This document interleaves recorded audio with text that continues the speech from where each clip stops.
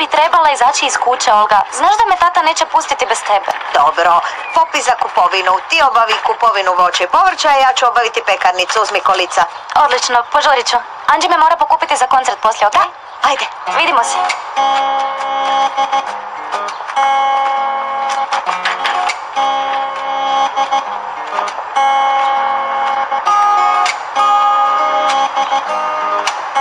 Ej!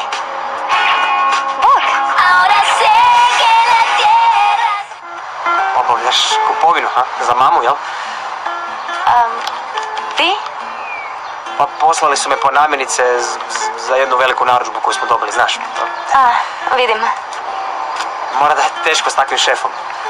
Mislim, sviđa li ti se živjeti tamo? Ne, Tomas, sve si krivo shvatio. Ja zapravo... Ne voliš razgovarati sa strancima, jel to? Pa mislim, mogli bi se upoznati na možda neki piknik. Pa zašto to ne bi učinio sa svojom djevojkom? Pa nemam djevojku. Da, imaš. Plava je, visoka, zgodna i uvijek ovako drži ruku. To je Ludmila. Nije mi reći da si čitala tračeve po internetu. Koje tračeve? A ne, nije to ništa. Mislim, nema ništa između nas, ili mene, ili bilo koga. Jesi siguran? Da, zbilja, ja volim djevojke poput tebe, iskrene, s očima koje ne lažu. Što? Spusti se! Ej, što je? Spusti se!